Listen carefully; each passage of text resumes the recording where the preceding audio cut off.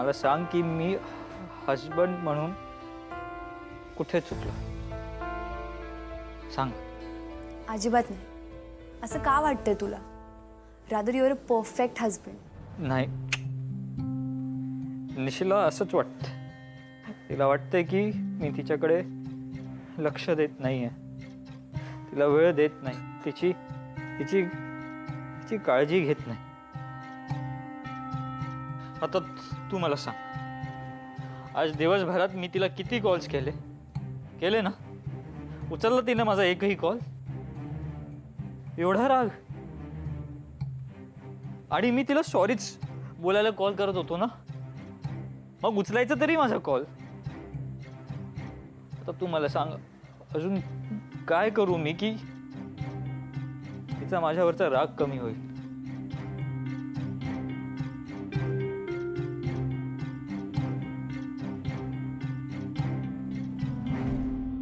हे बघ नीरज, तुला माझ्या बोलण्याचं मे बी वाईट वाटेल. आय डोंट केअर,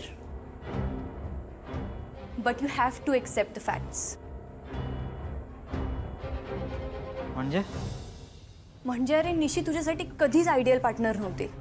रदर नाही आहे. ती मुलगी वाईट आहे असं मला नाही म्हणायचं आहे, पण तिच्या आणि तुझ्या लाईफस्टाईलमध्ये, कल्चरमध्ये खूप डिफरन्सेस आहेत. तुम्ही ज्या ॲटमॉस्फिअरमध्ये वाढलात त्यातही ह्यूज डिफरन्स आहे. निशी कधीच तुझ्या लाईफस्टाईलला समजून घेऊ शकत नाही. तुमच्या दोघांचंही जग एंटायरली वेगळं आहे. एकमेकांच्या जगात तुम्ही कधीच कायमचे फिट नाही होऊ शकत.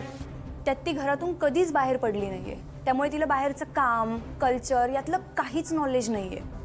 म्हणून तर तू कितीही कामात असताना ती तुला सतत कॉल करून त्रास देत असते. म्हणजे यार अशी कुठली बायको वागते नीरज? बरं मला एक सांग, तुला तुझी पर्सनल स्पेस नको का? सारखंच तुझ्या लाईफमध्ये का लुडबुड करते ही मुलगी? मला सांग आता, कशी आहे तुझ्यासाठी ती परफेक्ट मॅच?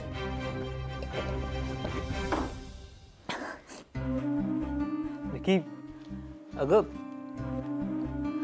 आमचं एकमेकांवर खूप प्रेम आहे आणि प्रेमाचा आणि ह्या गोष्टींचा काय संबंध? मला सांग, प्रेम आहे ना? मनीषी इतकी इन्सिक्युअर काय आहे? अरे आपण 4 दिवस बाहेर गेलो होतो, तेही ऑफिसच्या कामासाठी. तर तिने तू परत घरी येण्याची वाटही नाही बघितली का? ती तुझे फोन कट करत होती सारखे. स्वतःहून एकदाही तिने कॉल केला नाही. आणि सगळ्यात इम्पॉर्टंट, तुला काहीही न सांगता तिने तिच्या आईवडिलांना बोलवून घेतलं आणि त्यांच्यासोबत निघून गेली. का? हेच प्रेम आहे तिचं तुझ्यावर? हाच विश्वास आहे? आणि तुझ्या कल्चरचा जर इतकाच प्रॉब्लेम होता तिला, तर मग तुझ्यासारख्या शहरी मुलाच्या प्रेमात पडण्याआधी तिने हा विचार करायला हवा होता. तिला तुझ्यासारखा श्रीमंत मुलगा कुठे भेटला नसता ना, म्हणून ती तुझ्या प्रेमात पडली. मग काय तिच्यासाठी त्या छोट्या गावात तू आयुष्यभर राहायला हवंयस का?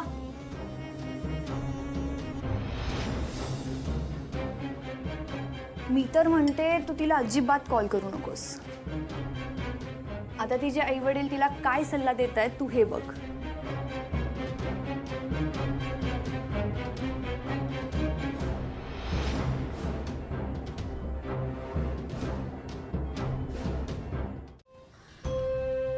ह्याच्यासाठी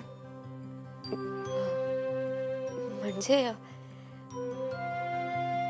माझ्या बाळासाठी.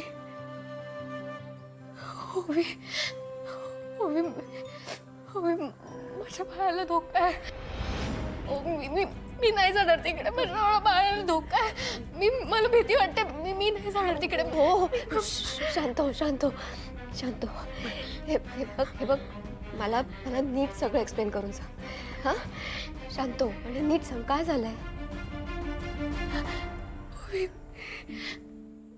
काही दिवसांपूर्वी मला चक्कर आली, म्हणून डॉक्टर घरी आले आणि तपासून गेले. तेव्हा त्यांनी मला सांगितलं की सगळ्यात आधी कॉंग्रॅच्युलेशन्स, तू आई होणार आहेस. मला खूप आनंद झाला. मला असा आनंद ना आयुष्यात कधीच झाला नव्हता. तेव्हा मी त्यांना सांगितलं की ही बातमी ना मी सगळ्यात आधी सरांना देणार आहे. मी त्यांना सांगितलं तुम्ही कोणाला सांगू नका, मी सगळ्यांना सांगेन घरात. पण आईने डॉक्टरांना फोन करून सगळं वदवून घेतलं. मी सांगते, पण हे माझ्याकडून समजले हे त्यांना सांगू नका. लेटर एन्जॉय हर moment. Doctor seriously? Yes, you are right. She is pregnant. मी त्या दिवशी टेस्टला गेले होते तेव्हा आईने मला कसल्या तरी गोळ्या दिल्या.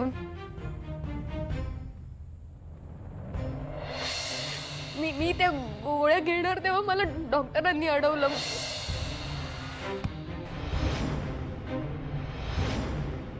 डॉक्टर? मी त्यांना विचारलं की काय झालंय. त्यांनी जे मला सांगितलं ना ते ऐकून माझ्या पायाखालची जमीन सरकली. काय काय काय सांगितलं त्यांनी? नको घेऊ ती टॅबलेट. तुझं बाळ पडायचं औषध आहे ते.